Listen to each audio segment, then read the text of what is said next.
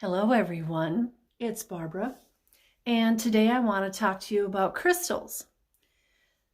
In my shop, I sell crystals, and I try to be as knowledgeable as possible, but I admit I don't know everything. I don't know if anybody actually does, which is why we have books and places on the internet that give us information.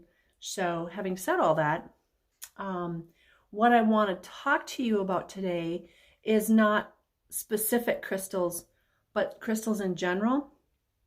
So I have some laid out here. I have this beautiful rose quartz. Rose quartz is all about love. And, we've got the clear quartz.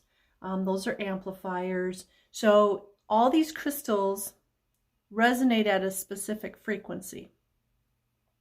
And that's why when we talk about rose quartz for love, it's actually resonating at the frequency that is equivalent to the emotion love.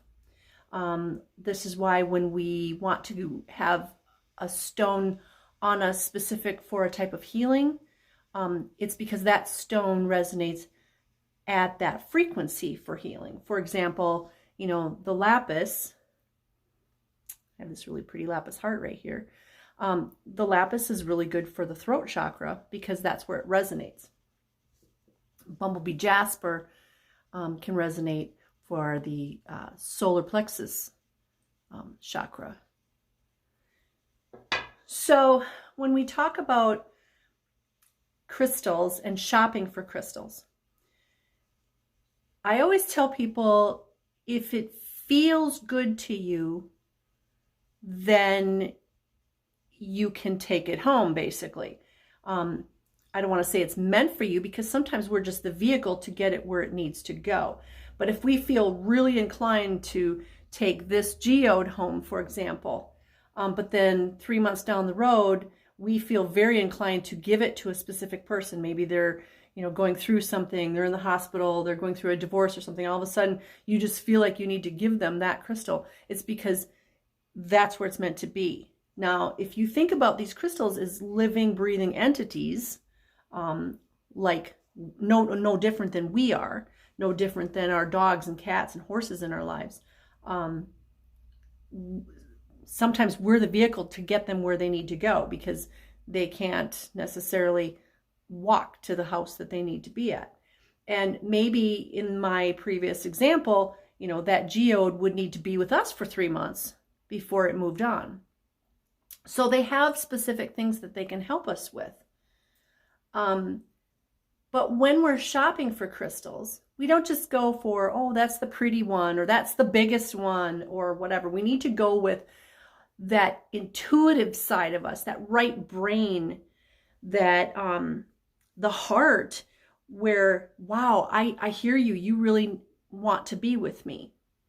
Not just, oh, you're pretty. So sometimes, like I said, we know that this is the one that needs to come home with us, and it's for us. Maybe this one needs to help us through a specific event we're going through in our lives, a part of our journey. Or maybe we're having problems with love, so we need to surround ourselves with, the rose quartz, whether it's a nice big one like this or a small one in our pocket like that. So maybe it's for us. The reason I'm bringing this up is because I went on a journey last fall, and where I went, there were all these beautiful crystals. And, I went with some money so I could purchase some crystals. And I never know what it is I'm going to come home with. But I knew it wasn't going to be a large amethyst skull. I knew it wasn't going to be that. I'm going to have to hold it up. So this is a pretty good sized skull. Okay. I don't have small hands, by the way. I have pretty big hands.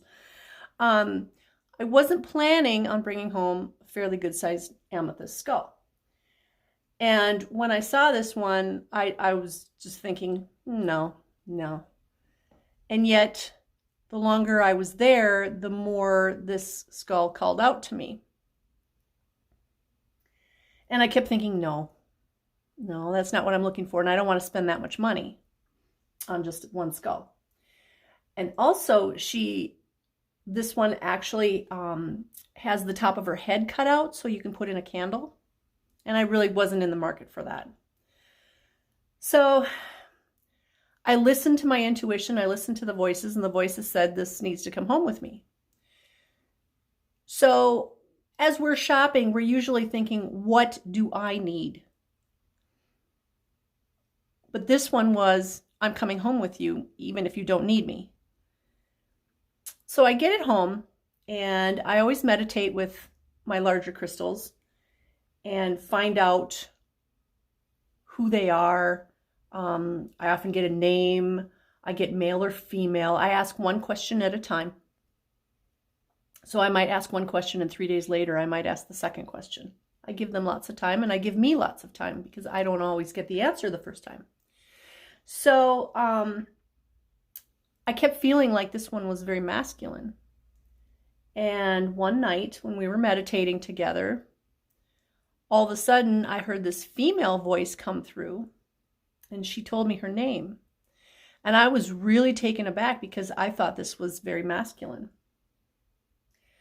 And so we had this dialogue, and, you know, me talking and then trying to listen to the answers that she was giving me. So here's the story of this crystal.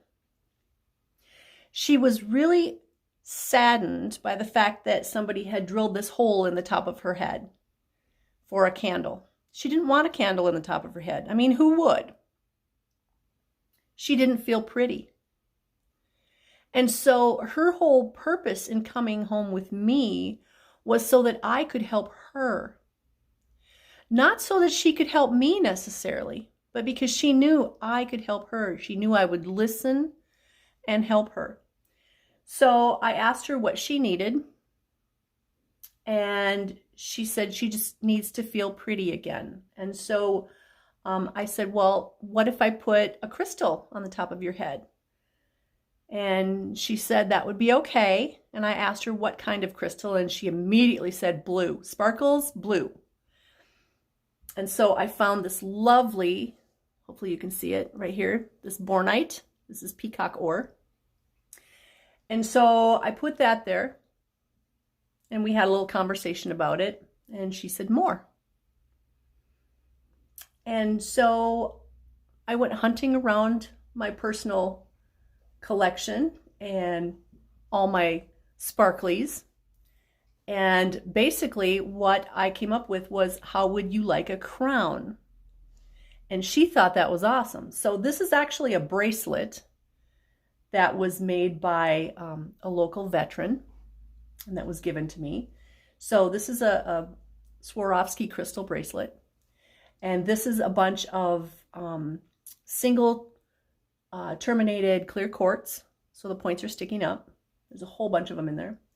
And then I had these little sparklies that are meant to actually be put on your skin. So I accentuated her third eye with those, and she's happy now. So the whole reason she came to me wasn't for me, really. I mean, yes, now she graces one of my small tables in my meditation room, but this was all about me helping her. So I want you to think about that the next time you go shopping for a crystal, is it because you need the crystal, or is it because the crystal needs you? Because sometimes they do need us. So that is the story of Natalia, my beautiful crystal skull. And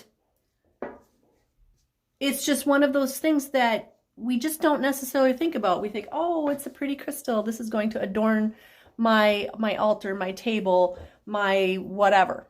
Or I'm going to keep that in my pocket because it's going to help me.